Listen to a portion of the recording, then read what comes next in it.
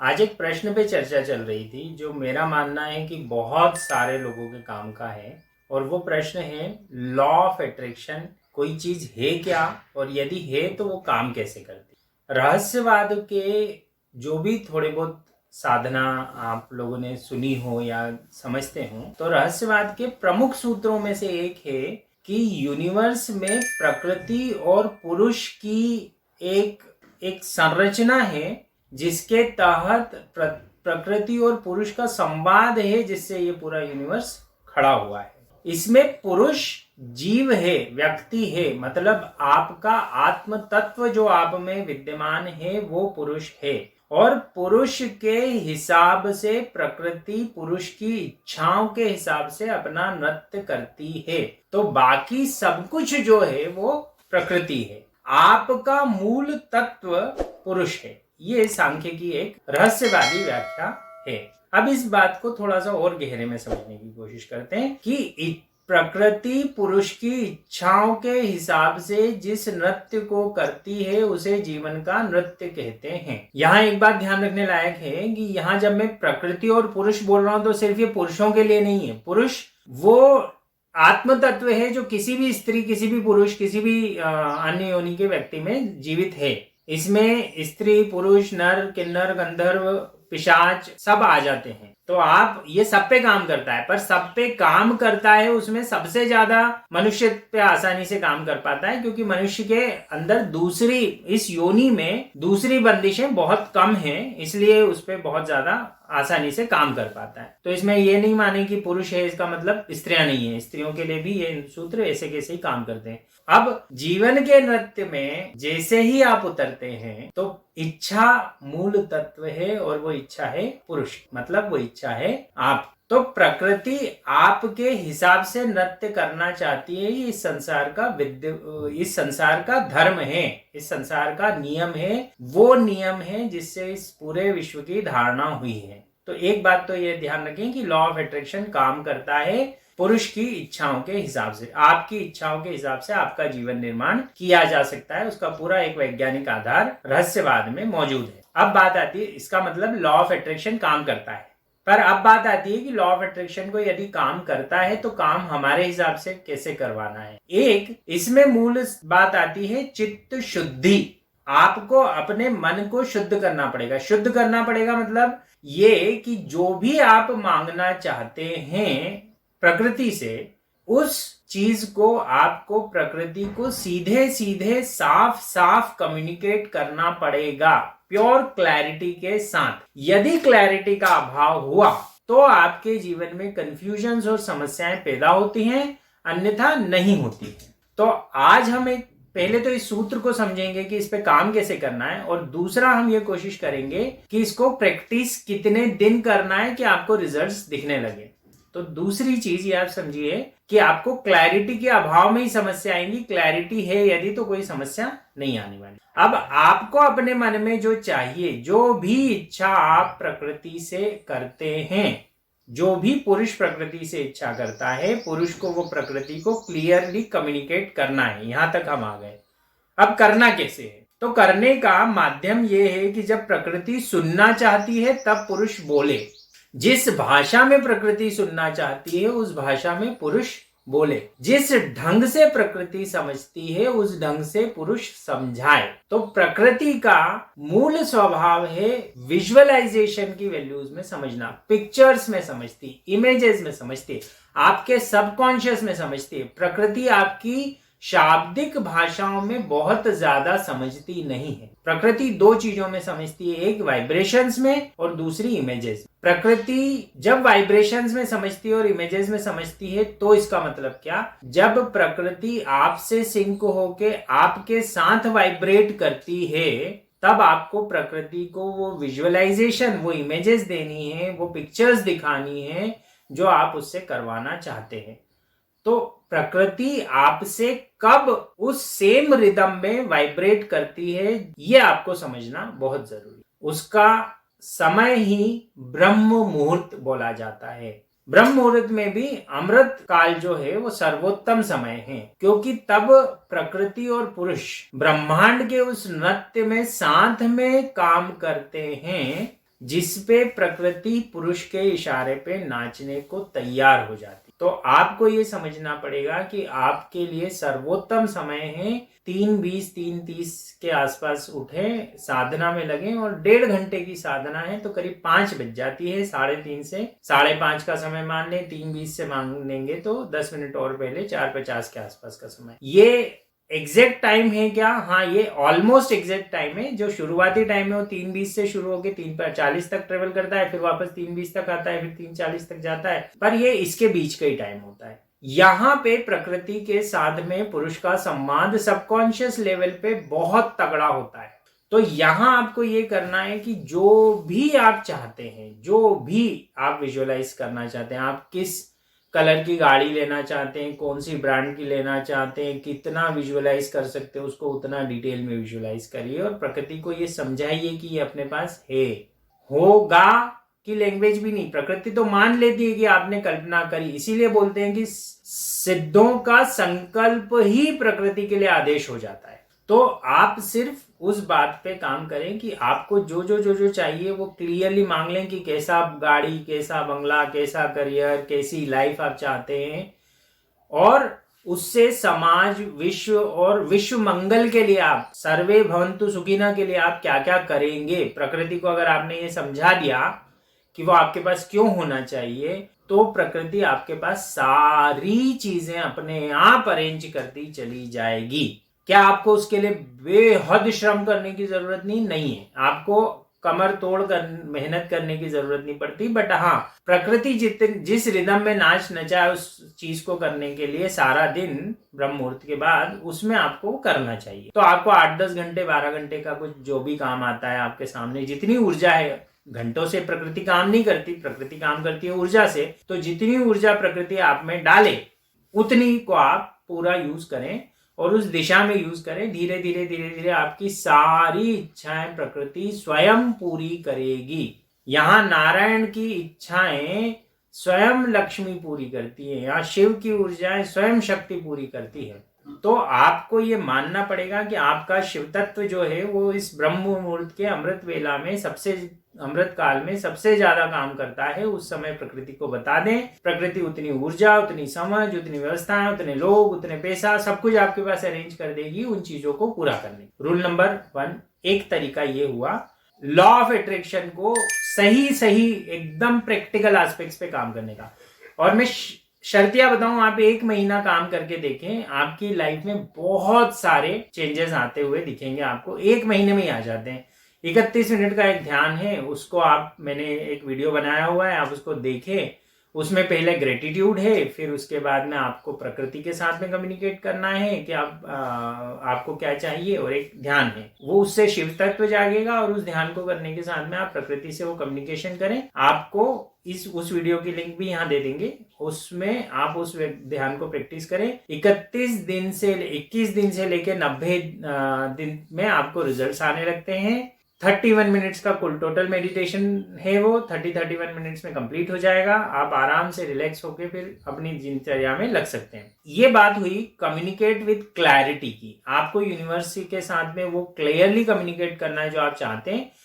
Picturisation में करना है, इमेजेस में करना है, विजुअल वैल्यूज में कम्युनिकेट करना है, बिकॉज यूनिवर्स की लैंग्वेज ही वाइब्रेशन और इमेजेस हैं। आपके शब्द सिर्फ वाइब्रेशन के मोड में वहां तक जाते हैं, शब्दों के अर्थ कोई मायने नहीं रखते। इसीलिए मंत्रों की इतनी महिमा है कि मंत्रों को सही वाइब्रेशन में गाया जाए या बोला जाए या चेंट करा जाए, क्योंकि वो वाइब्रेशन काम करती है। मंत्र के अर्थों का तो बहुत कम परिणाम निकलता है। तो अब बात करते हैं क्या और कोई तरीके हैं या कुछ और रहस्यवादी समझ हैं जो इसमें काम करती हैं लॉ ऑफ अट्रैक्शन को हमारे लिए काम करने में मदद देने के लिए, या प्रकृति हमारे लिए काम करे, इसकी कोई व्यवस्था और ढंग से है क्या? तो है, बहुत अच्छी व्यवस्थाएं हैं। सबसे पहले आपने देखा होगा कि पितृ पूजा हमारे यहाँ करते हैं। पितृ पूजा इसलिए करते हैं क्योंकि आपके पितृ, आपके मम्मी पापा, उनके मम्मी पापा, उनके मम्मी पापा, उनके मम्मी पापा, और ऐसी पूरी सीरीज को मिला के हम पितृ बोलते हैं। आपके पूर्वज जो आपसे, आपके कुल में पहले जन्मे हैं, वो जब उनकी मृत्यु हो जाती है और जब आप उनके शरीर को भस्म कर देते हैं, तब भी उनमें से कई सारे पितृ पूर्व जन्म में नहीं जाते और विश्व में अलौकिक स्तर पे मौजूद होते हैं या पारलौकिक स्तर पे मौजूद होते हैं। 3 शरीर के साथ आपका शरीर बनाए, हमारा शरीर बनाए पंच महाभूत से, पृथ्वी, जल, अग्नि, वायु, आकाश। इन पंच महाभूतों में से जब आपकी मृत्यु होती है, जिसको आप मृत्यु बोलते हैं, पहले तो मृत्यु एक झूठ है, इस पे कभी हम बात करेंगे कि मृत्यु क्यों झूठ है, बट उसकी कंटिन्यूटी आप ये समझिए कि मृत्यु में सिर्फ 2 तत्व अलग होते हैं शरीर से, बाकी 3 तत्व अभी भी शरीर के अंदर मौजूद होते हैं।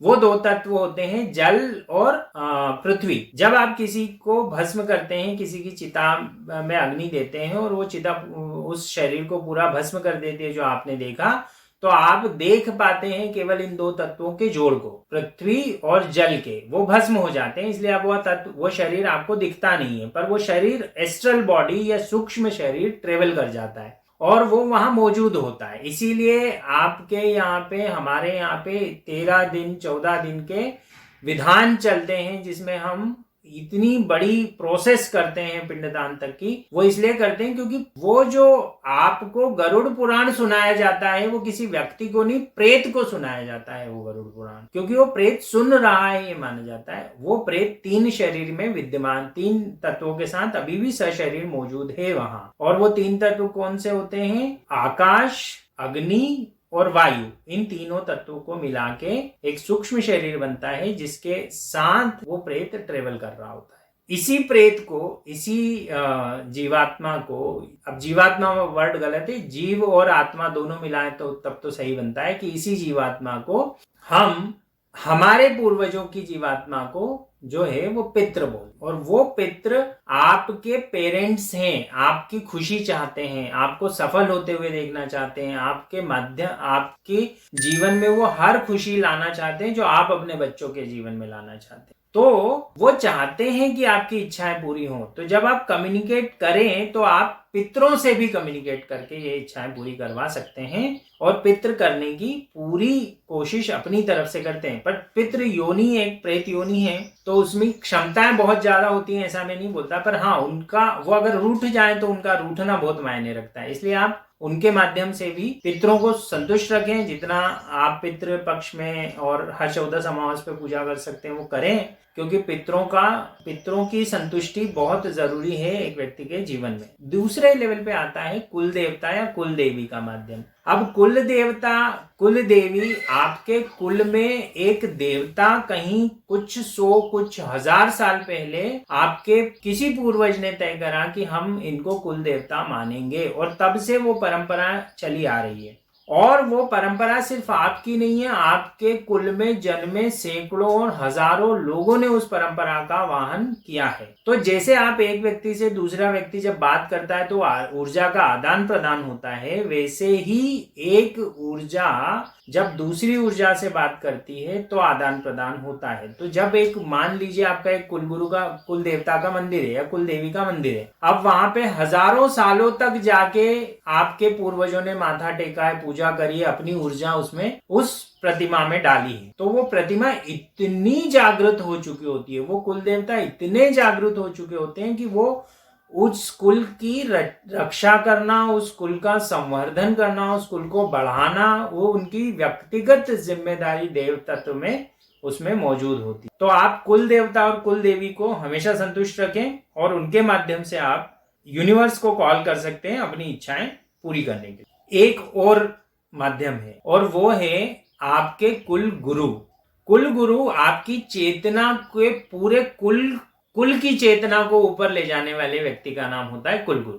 अब ये कई 100 सालों से एक गादी चली आ रही है, एक परंपरा चली आ रही है, और उनको आपके यहाँ पे कई पूर्वजों ने कुलगुरु माना। तो वो जो ऊर्जा का आदान प्रदान फिर वहीं पे वहां यहाँ भी वही बात होती है। तो कई बार आपने देखा होगा कि आप बहुत समस्या में हैं और एक आश्रम चले जाते हैं, 2 दिन वहां पूजा करते हैं, 1 दिन यज्ञ करते हैं और आपकी वो समस्याएं दूर हो जाती है, वो आपके कुलगुरु के प्रताप से। तो दूसरा एक सिद्धांत, अगला सिद्धांत आप ध्यान रखें कि कुलगुरु के माध्यम से आप यूनिवर्स को काम पे लगा सकते। नेक्स्ट लेवल आता है, वो आता है सिद्धों का।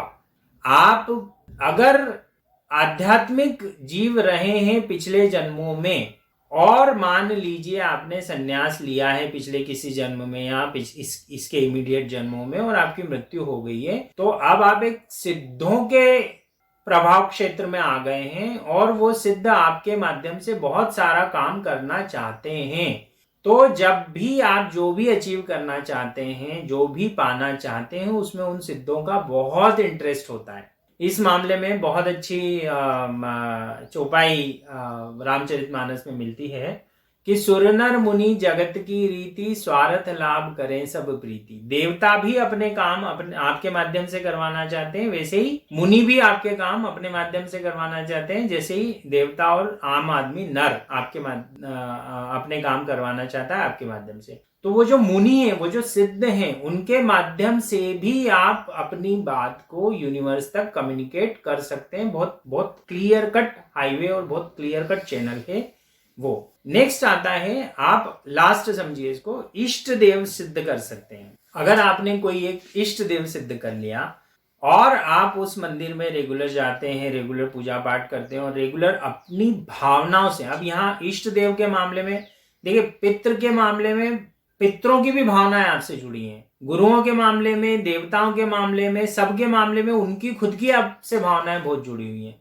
इष्ट के मामले में सारी भावनाएं पहले आपकी होंगी। तो इष्ट प्योर भक्ति का काम है। अगर आप भक्ति मार्गी हैं और कोई इष्ट सिद्ध कर सकते हैं, तो आपके साथ में वो हो सकता है जो रामकृष्ण परमहंस के साथ में माँ काली के माध्यम से रामकृष्ण परमहंस करवा लेते। आप सिर्फ एक इष्ट सिद्ध करें और बाकी सब इष्ट संभाल लेंगे, तो भी यूनिवर्स को आप कॉल कर सकते हैं अपनी समस्याएं दूर करने के लिए, अपना काम करवाने के लिए। ये सारे रहस्यवाद के सूत्र हैं, बहुत भारत के हर नुक्कड़, हर चौराहे पे बिखरे पड़े हैं। बस जानने वाले समझ पाते हैं कि ये यहाँ क्या हो रहा है। आप यदि हनुमान जयंती के दिन मंदिरों पे भीड़ देख रहे थे या आप शिवरात्रि के दिन मंदिरों पे भीड़ देख रहे थे, जो किसी के भाव कितने प्रबल थे, उसके जिसकी जितनी श्रद्धा उतना जितना उसका विश्वास उतने उसके रिजल्ट थे।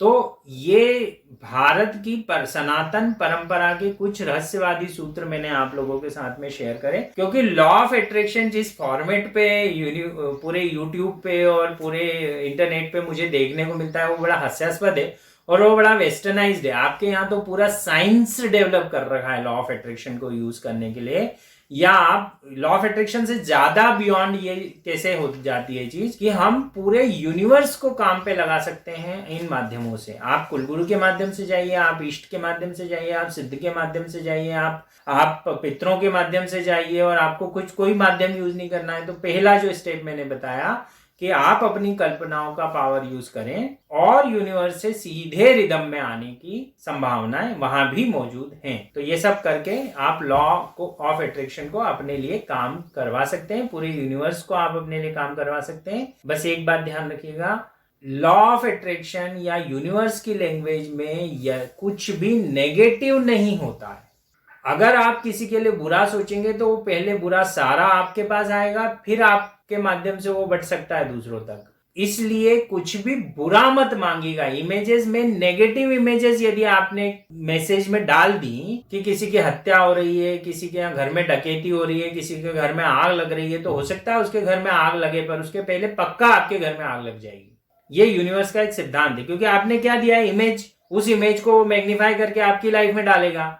अब आपने इमेज आग लगाने की दी है तो वो मैग्नीफाई करके आपकी लाइफ में आग लगा देगा। यूनिवर्स का फॉर्मूला है ये, तो इसलिए नेगेटिव मत सोचिएगा। बाकी अदरवाइज ये सारे सिद्धांत आप पे काम करेंगे, 100% काम करेंगे। This is pure science, nothing, science of energy, nothing that is there which I am putting from my side. मैं कुछ भी अपनी तरफ से नहीं लगा रहा हूँ। भारत के हर नुक्कड़, हर चौराहे, हर मंदिर पे आपको ये सब होता हुआ दिख रहा है। आपको सिर्फ आंखें खोलनी पड़ेगी, आपको रहस्यवाद समझना पड़ेगा, मिस्टिसिज्म समझना। धन्यवाद। That's it from my side, signing off, Vikas Singh.